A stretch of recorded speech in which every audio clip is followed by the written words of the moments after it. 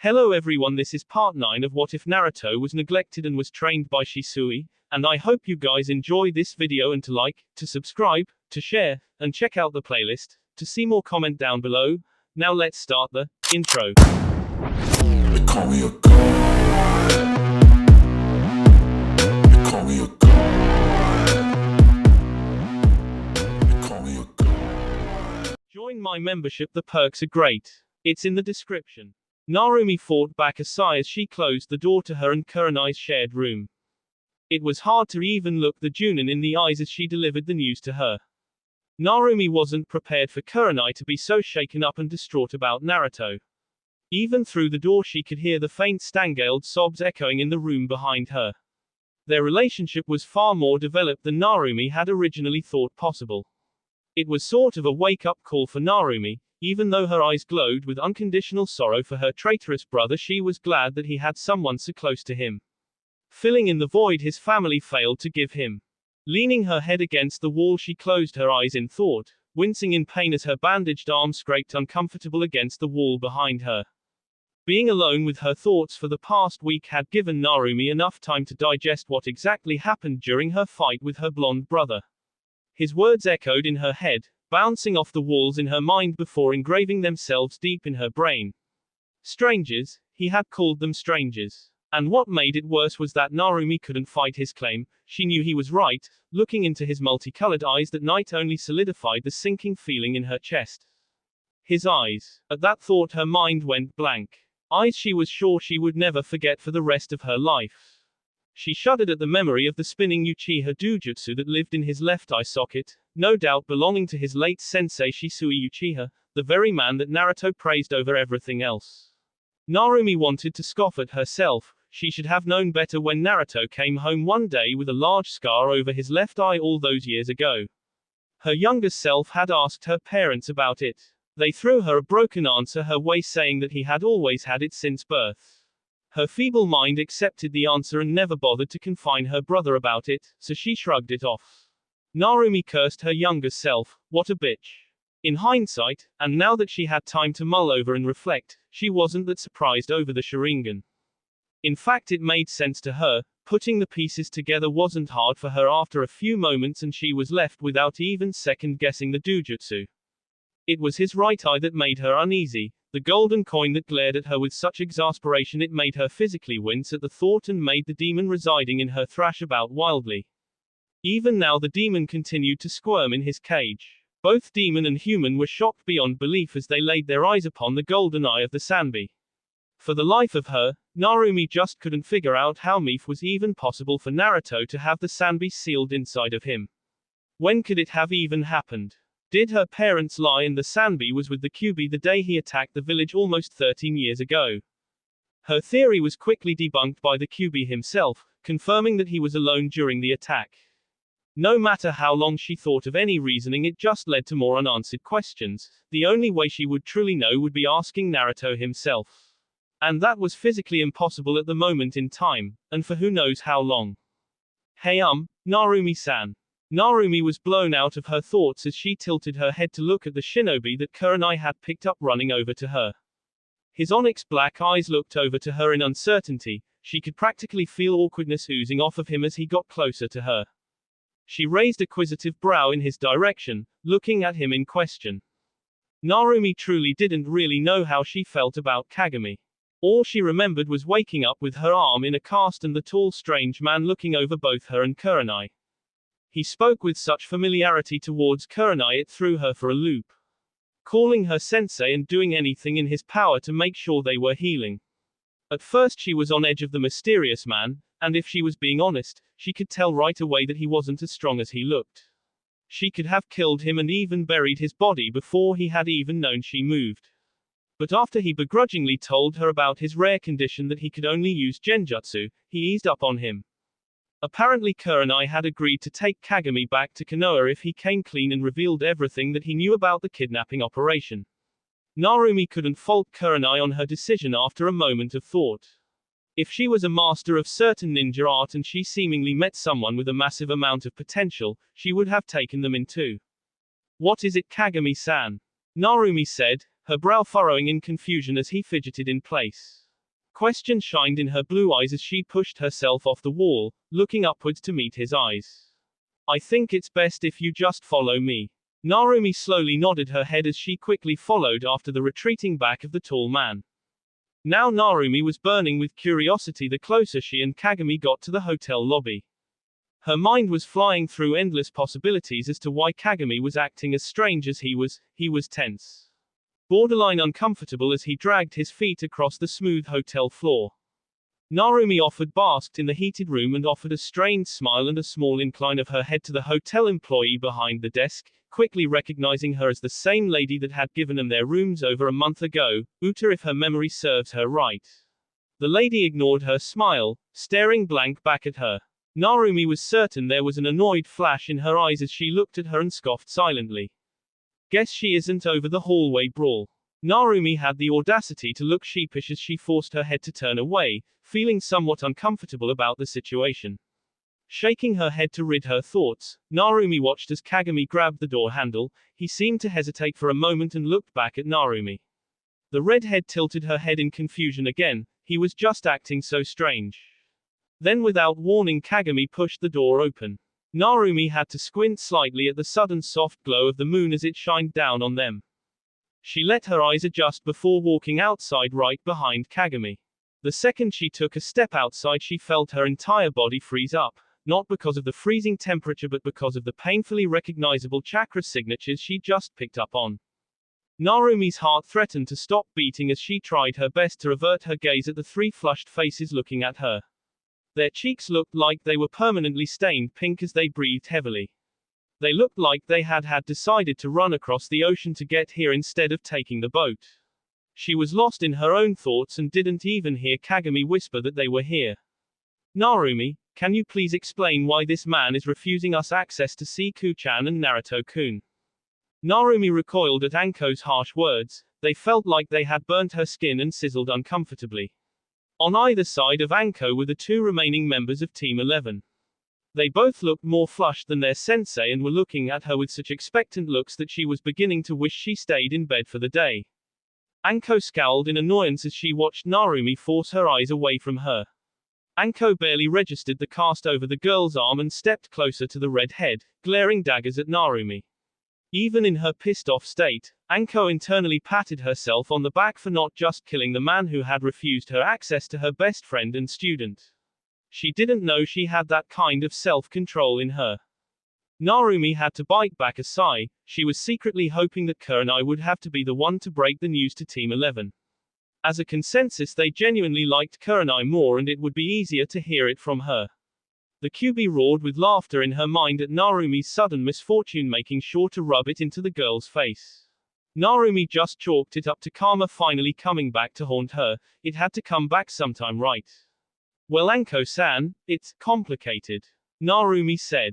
Anko scowled at her words, her two students following her actions subconsciously. Shizuka's eyes darkened considerably, her glare intensifying by the second, wishing her look would burn Thinamika's alive in order to keep her warm in this freezing weather. Just hurry up and fucking let us see him. Narumi closed her eyes again. She could feel Kagami's concerned expression on her side, but it did nothing to calm the six eyes looking at her with unadulterated annoyance. Even Sai's usual stoic expression was cracking at the sight of Narumi's silence. His hand gripping tightly around a paper in his hands, and this time Narumi was completely oblivious to it. Kurenai-san is upstairs resting still. She got put under a powerful genjutsu and was out for about 10 days. Team 11 felt their eyes go wide, not believing what they had just heard. Especially Anko, she knew how powerful her friend was at genjutsu. She wasn't labeled a master just for the fun of it. So the mere thought of a genjutsu master being out for over a week was frightening. And Naruto ni. Well, Narumi felt her throat close up as she spoke. How could she tell them that their teammate left them? Abandoned the village for his own personal gain? Should she even mention the thing about Keys and Kurenai dying? The only reason she had told Kurenai was because Narumi thought she had a right to know since it heavily involved her. And Narumi knew that the two of them were the closest out of anyone, so it made sense to Narumi to tell Kurenai everything. But Team 11. She had no idea. She went silent as she tried to think of what her brother would want. Did he want him to know why he left, And if he did, then how much did he want him to know? He left, didn't he? Narumi snapped her head over to Shizuka in apparent shock. Her head turned so fast she was grateful she didn't suffer from whiplash. Narumi noticed as the three faces that were just looking at her with anger were now heavily crestfallen. Shizuka choked back a set of tears and Sai just clenched his fists. Anko looked the most affected, her frown was almost hard to look at as her eyes shined with sorrow. Narumi felt her mouth fall agape, the gears had stopped turning in her head, hell even the Kyuubi had shut his mouth for a change. No words escaped the redhead's lips, she stared in silent shock as her eyes flickered between the three of them. Finally they settled on Anko, the purple-headed Junan's hair this time was out of its comfortable ponytail as she let it drape just past her shoulders. Her usual seductive beguile was gone, and what lied in its wake did not fit the Junan's beautiful features in the slightest. Our wave country mission was simple, all we had to do was wait for a bridge to get built and protect the bridge builder. We managed to keep him safe and kill Gato in the process. Apparently he was a briber and had overtaken many countries and smaller towns just with his money. But, Anko trailed off, she reached up and solemnly patted Sai on his shoulder. Sai scoffed and forcefully thrusted his arm forward, catching Narumi by surprise. Narumi looked at the page under Sai's sharp grip and she felt her heart drop several stories in her chest. With a shaky hand she softly pried the page from Sai's cold fingers as Anko continued. But we found this in his office, just laying there like it was waiting for us. Narumi ignored her dark words and glanced over the page, her face growing more and more pale the longer she read it over. Reunited -1. In colorless white, the gold will fade away, leaving those closest to him in a waking faction while armed with another. Under the full moon 2 teams await with a new ally, but while reunited, one will be missing, the one who had suffered timely. Betrayal of the gold. A tense silence washed over the 5 shinobi as the words left Narumi's mouth in a breathless whisper. The redhead felt her mind go numb in shock, not looking away from the paper in her hands. It seemed almost surreal, like this was just one whole big prank that was being played on them all. But it was real, and it was the hard truth that led them all to Yukigakure and to Naruto's abandonment. They were played like fools and were now getting it rubbed in their faces that they had lost. Following the Pied Piper blindly while they saw everything they did. Narumi wanted to scream, she was annoyed. Why even leave these fortunes? Was it purely just to mess with them? If that was the case then it had worked. Kurenai was a crying mess upstairs and all 3 remaining members of Team 11 looked far worse for wear, no doubt trying their hardest to get here on time. Narumi barely paid attention when Anko spoke next, explaining that they figured Naruto symbolized the gold in the text, with his blonde hair. But Narumi knew better, it wasn't just his blonde hair that was a red flag for the redhead, no, it was something much more that they didn't know. It was the Sanbi. Narumi clenched her fist around the page.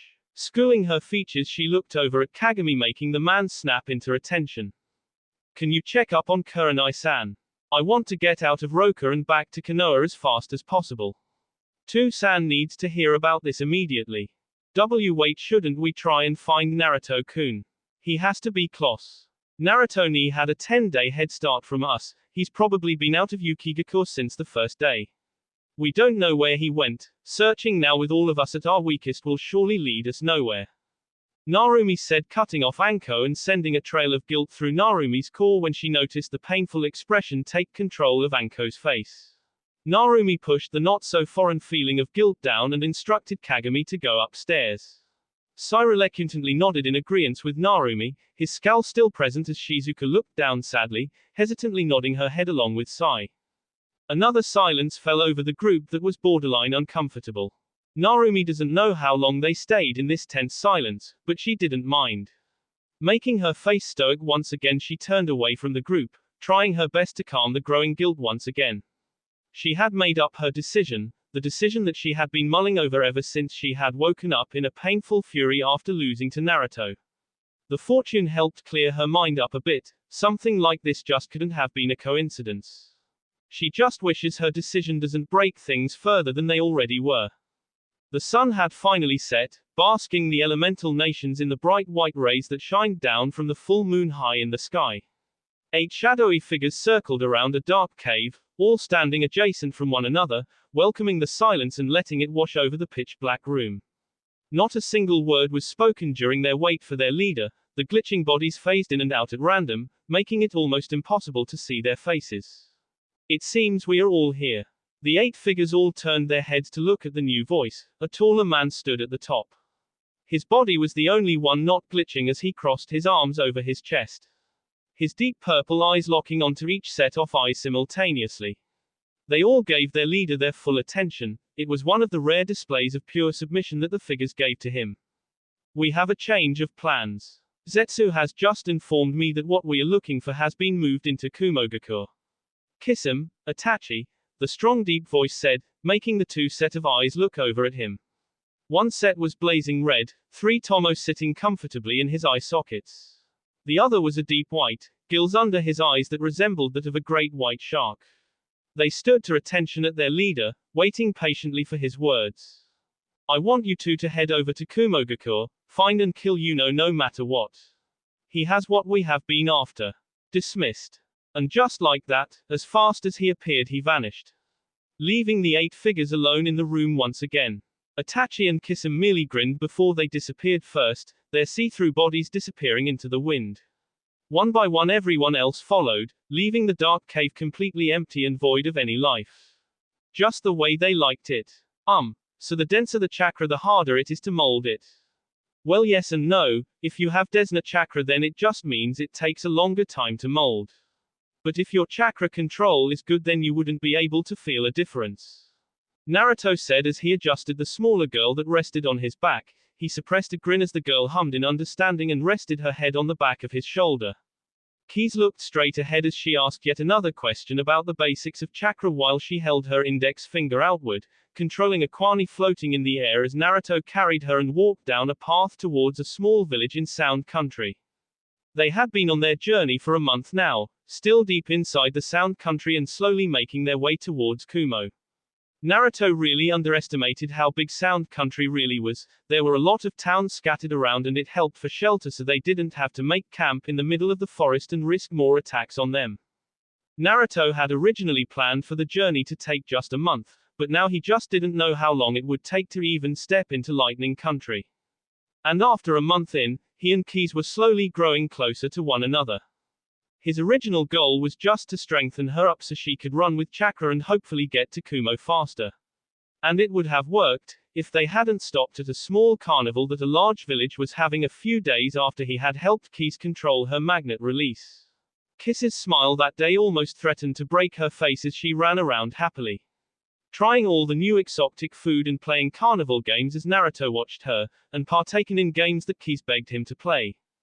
Naruto didn't want to admit it that day, and if anyone had made a comment on how his smile never left his face he would probably call it a lie. But watching Keys just run around being a kid was a breath of fresh air for both of them. They both hadn't shared the pasts with one another, but there was no need to. He knew Keys just by her attitude that something jarring must have scarred the girl mentally, but seeing her golden eyes sparkle during the carnival was enough to ignite a warmth in his chest he didn't know he was capable of. It was the best birthday present he could have asked for, and he didn't even know it was his birthday.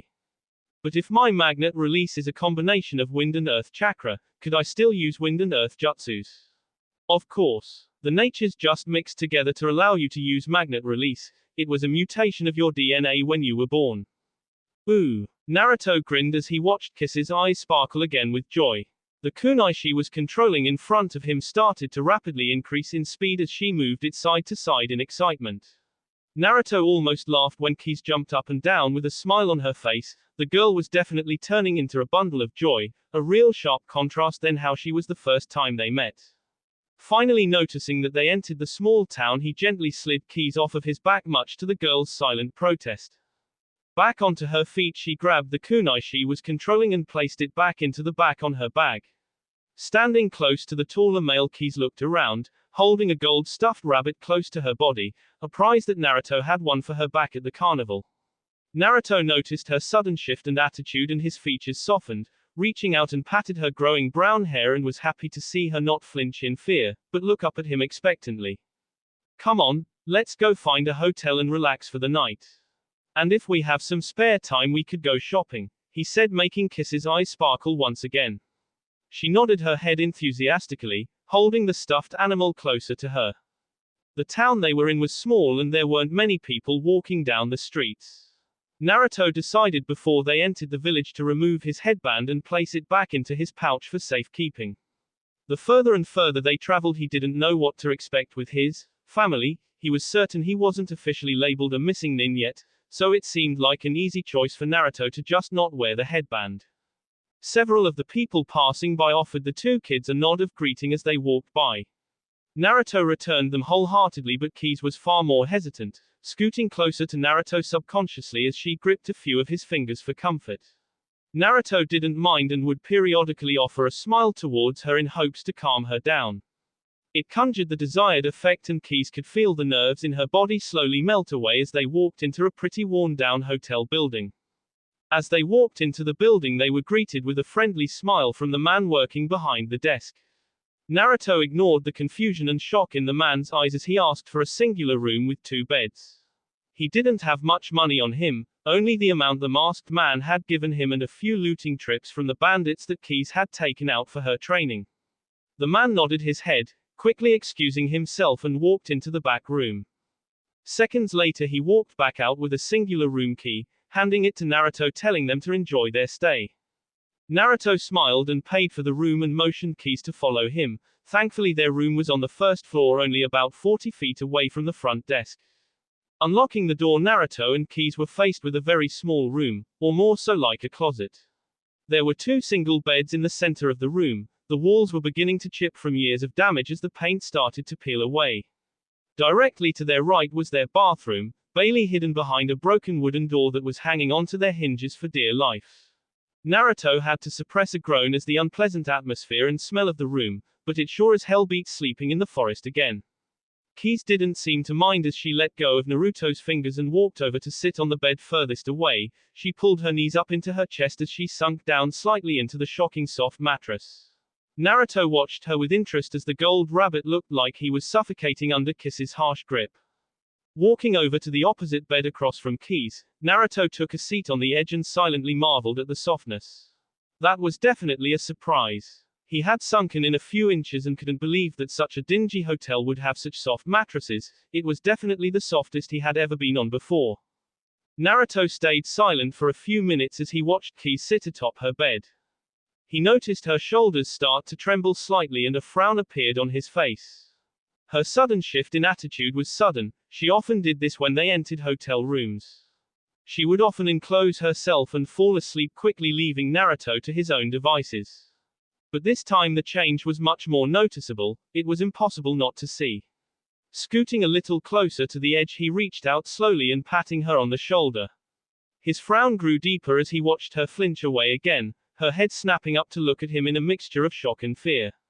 Silent tears streamed down her face as Naruto looked at her in worry, getting up from his spot on the end to claim the seat next to her. He was glad she didn't subconsciously send a kunai his way while he did so. Kei's visibility relaxed as Naruto took the seat next to her, her shoulders slumped down and she could feel her body unwinding itself. She gasped slightly as more and more tears cascaded down her cheeks from her now desolate golden eyes. She threw herself around the shocked blonde boy, burying her face into his chest as she cried loudly. Naruto instinctively wrapped his arms around the petite girl, his blue eyes growing deeper with concern. Using his free hand he cradled his head close to him, giving her support so she didn't fall as she mumbled inaudible into his shirt. She's in pain. Kei, what's wrong? Naruto asked softly, making sure to make his voice as calm as possible but couldn't stop a trickle of worry to lace into his words. Kei said nothing as she buried her face deeper, her whole body now shaking. He asked again, his voice barely above a whisper as he tightened his grip around her, fighting back the lone tear that formed in his eye. He really felt for Kei. No young girl should ever feel the amount of pain and grief as she was experiencing right now. And thankfully she seemed to hear his words this time as she slowly pulled away from Naruto, refusing to look him in the eye as she started to speak. Her voice was shaky, barely hanging on as her nails dug into the soft fur of her stuffed animal. It happened a few years ago.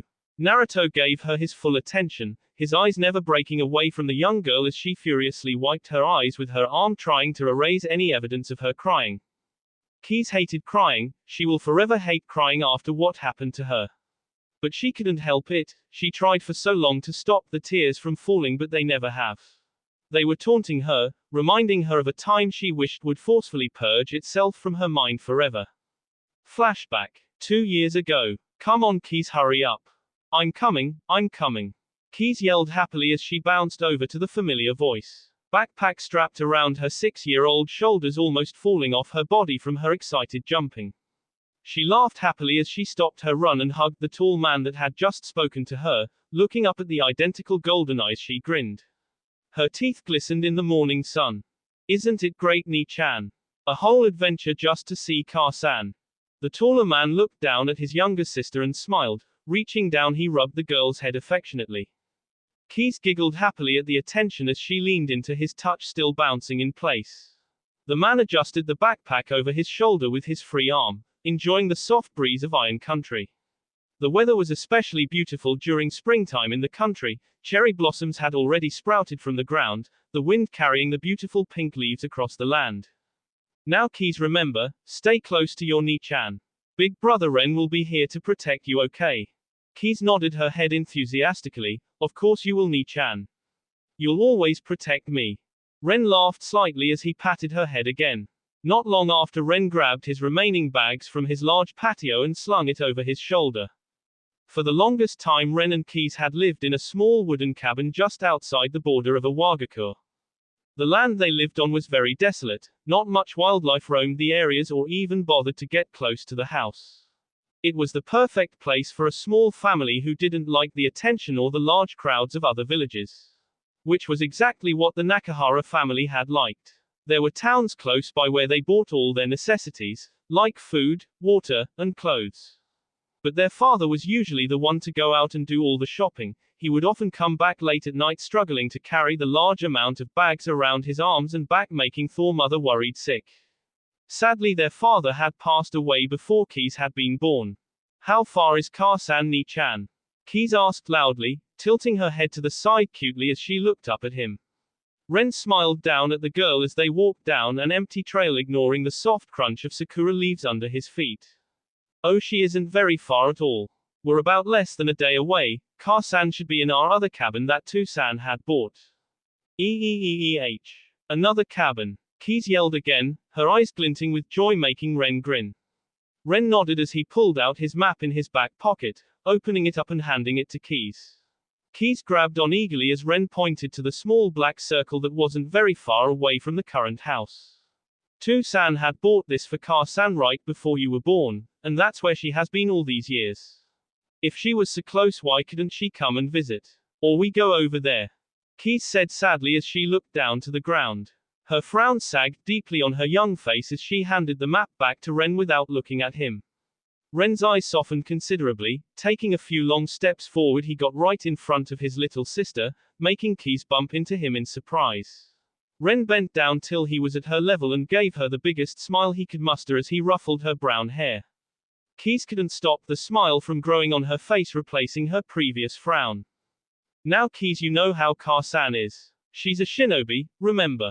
She's been sent on a long-term mission and can't tell us about it.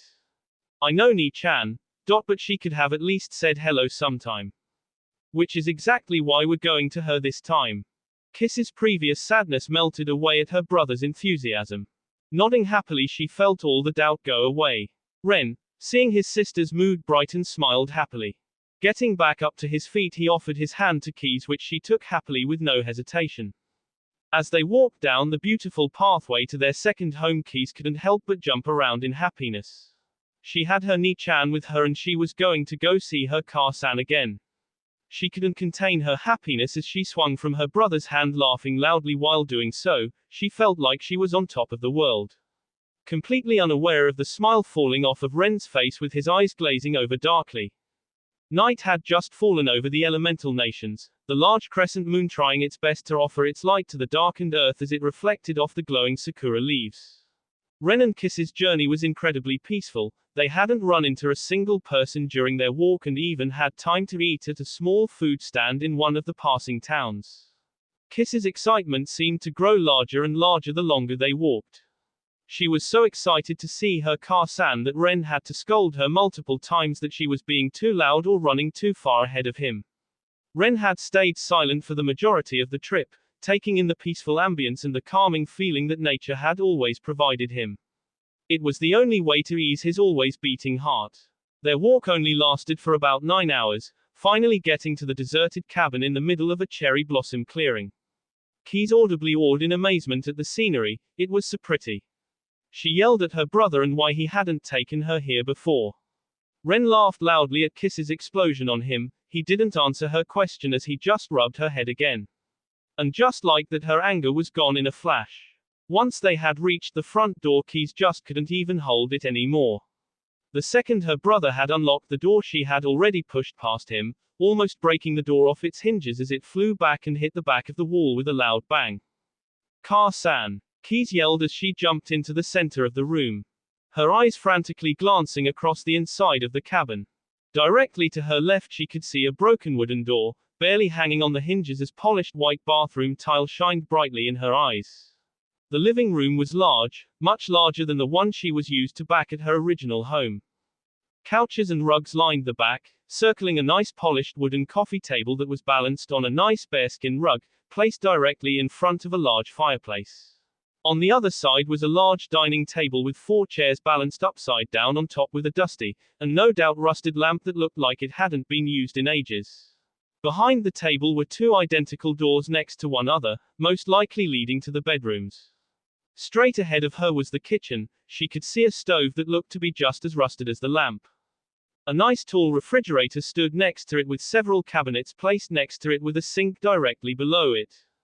On the countertops were several plates already placed out with an assortment of kitchen knives, chopsticks still placed in their respective holders. Keys felt a bubble of confusion pop within her as she watched her brother walk directly past her and into the dark kitchen. Ren didn't say a word as he opened the fridge and pulled out an old sake bottle, opening it up and taking a long drawn-out swig of the beverage. Ni-chan, where's Car-san? Ren remained silent as he grabbed a stool that was behind the kitchen counter and sat atop of it. He took another swig of the booze before placing it down, running his hands through his dark black hair in the process. Keys frowned at her brother for acting so strange. She looked at the unfamiliar drink and walked to the doors behind the dining room table in hopes to find her mother. She didn't get very far as she heard her brother stand up from his stool and walk over to her. Keys turned to face her brother as he towered over her. She couldn't see his face due to the heavy darkness of the room. She took a hesitant step back as she felt herself collide with the large dinner table. Ren placed the bottle of sake down on the table, taking in a deep breath as he patted his younger sister on the head again. Keys felt herself start to smile again before Ren spoke. You know, you were actually born here, he said, using his free hand and drawing Kiss's attention to one of the large wooden doors. Keys looked surprised for a moment but didn't have a chance to respond as Ren's large hand slowly gripped tighter around her brown locks. She yelped slightly in pain at the sensation. She asked for Ren to stop. He ignored her as she yelped again. Yeah, I would never forget. Tu-san had just died and Car-san was doing everything she could to take care of me, he said, growling slightly at the memory. Taking another drink from the sake, Keys begged for Ren to let go of her hair. Ren ignored her again and Keys felt tears start to spill from her eyes. At the sight of her, Ren felt a big burst of anger course through him. He scowled deeply, his grip tightening once again. And that one night where I woke up to a loud scream in this very cabin, he said, his voice dripping with venom, where I found my Car-san, getting taken advantage by some fucking stranger. She screamed for him to stop but he didn't.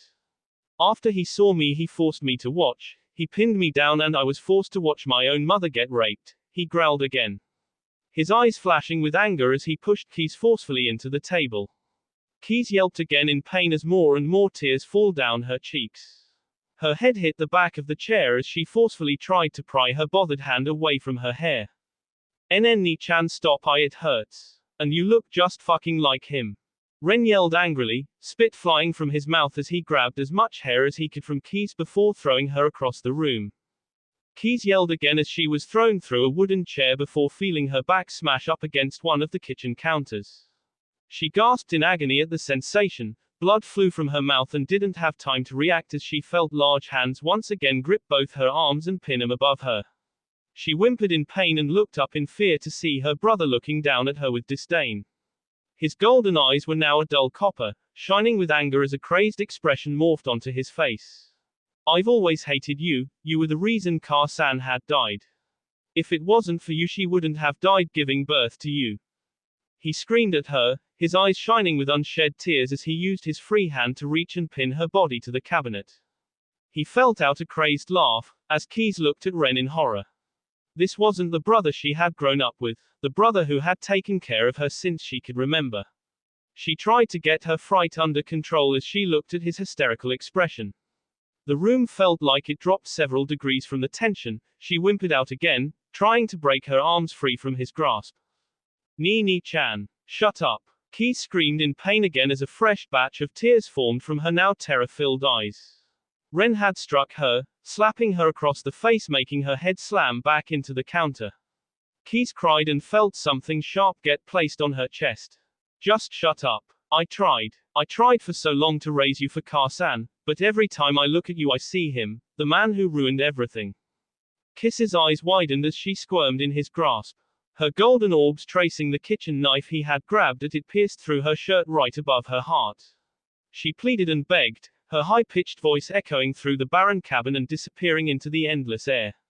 Ren seemed to get even angrily at her fearful expression. His very core was burning with pure animosity as his body started to shake. And stop crying, stop that fucking crying. You look exactly like Ka-san did that day. Keys screamed again as she watched him raise the blade upwards. Time seemed to slow down for the young girl as she watched helplessly under her brother's grip. She cried out, pathetically screaming for him to stop, hoping that her brother would hear her. She sobbed as the blade grew closer to her. Tears never stopped flying from her eye sockets and she couldn't even look at Ren anymore. Every time she did she felt like a piece of her was breaking along with his words that had cut deeper into her than any blade could. She forcefully shut her eyes, clenching them closed as she trembled in fear. She yelled again, her voice was hoarse with pain as she did so. Subconsciously opening her hands wide as she shook her head rapidly trying to erase her brother's words from her mind as the blade was inches away from her. Stay away, squish, squelch, dot. Keys waited for a moment, her eyes fluttering open slowly as no pain entered her system. She looked down, the knife was mere centimeters away from piercing her body. Gee-gur. Keys looked up hesitantly as she felt something wet fall on top of her. The sensation came again and her eyes went wide once she finally raised her. All the color drained from her face as she felt the death grip on her wrists finally give away. She watched as Ren's arms fell limp to his side. Keys screamed again as she crawled away from him, her hand accidentally coming into contact with the holder that was keeping the knives safely on the counter. The pained cry echoed once again as Ren felt his body grow weak. Keys felt her blood run cold as she looked at her brother, the brother she loved more than anything as a silent gasp escaped from his lips, his mind not having enough time to register the knife that flew right in between his eyes. His eyes were wide with shock as his head wobbled, blood leaked down from the wound in his skull mixing together with the knife that had stuck itself right next to his heart. The crimson liquid pooled over the wooden floor as the knife fell from his limp hands and clattered onto the floor. Nnech-chan. Keys whispered, her words had no effect on the already lifeless man as his body fell to the floor. Keys tried to crawl to her brother but she ended up slipping on the massive amount of blood that pooled itself around him. She reached out frantically to Ren's corpse, her body trembling again as his words refused to leave her head. Her crimson-soaked hands rose to her ears, covering half her face in her brother's life force as she tried to stop the never-ending voices. Her head was still throbbing with pain as she gazed upon the corpse. Another strained sob tore its way from her throat as she stayed in the now empty room alone, her crying being the only sound that played in the room. Flashback end. Naruto found it almost impossible to form any words as the sobbing Keys cried into his chest. His face was pale as he looked down at the crying girl in shock. He knew something bad had happened to her, but this wasn't what he was expecting. It felt like a wrench was thrown in his heart as he tried to calm Keys down. She had been talking for well over 2 hours and the sun had officially set for the night. Only a small sliver of moonlight shined through their lone window, illuminating the room with its white light. Naruto found himself gazing down at the young girl. He could feel the demon in his gut react to her story. His chakra started to feel heavy for Keys. This poor girl. Naruto shared the feelings with the Sanbi, nodding internally as he brushed his hand through the rough brown locks. He never understood it. How was this her fault? This girl was grieving and going through pain that most shinobi don't have to deal with in their lifetime. She deserved so much better, not some shitty family that betrayed her in the worst possible way. Isabu grumbled in his chest, his own golden eye glowing bright, swinging his 3 tails around ruthlessly. Hold on to her tighter, Naruto. Naruto was slightly surprised by the demon's tone but did as he was told. He adjusted her tiny body in his arms and moved her head from his chest to his shoulder. Naruto felt a very familiar warming sensation stir within his body. His skin started to glow a faint blue as a thin layer of chakra outlined his body.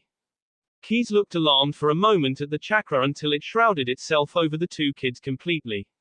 Sitting within Naruto's arms, she felt an immense calmness thread itself into her body. Her tears had stopped falling and the phantom pain she had been reliving for the past few hours dissipated completely. She blinked in surprise, tilting her head to look in the glowing golden right eye of Naruto. The blonde boy felt sweat bead down his brow from Isabu's dense chakra as he projected it outwards, masking the immense pain he was feeling at the moment and ignoring the burning in his chakra coils. He gave Keys the biggest smile he could. Keys felt mesmerized as she stared into his golden eye. Her nerves were gone and she felt more calmer than she had ever felt in her life. Don't worry, Keys-chan, we have each other now. And I'll protect you, I swear it. That's a promise. Keys felt her stomach bubble up with a strong sense of warmth that she hadn't felt in the 2 long years on her own. The familiar feeling that she used to feel with her brother when she lived with him. Keys looked into his warm, determination-filled eyes and felt more tears well themselves upwards, but this time not out of sadness, but pure happiness. She nodded with a huff, her lips forming the biggest smile he had ever seen as she buried her head back into his chest. The chakra aura stayed around them, neither moving an inch as they stayed in the embrace and smiled into his shirt, her voice purging any sadness she felt before as for the first time in a truly long time, she fell in a nightmare-less sleep within Naruto's embrace. Okay, that will be all for this video. Be sure to like, subscribe, share, and comment down below for more videos. Goodbye.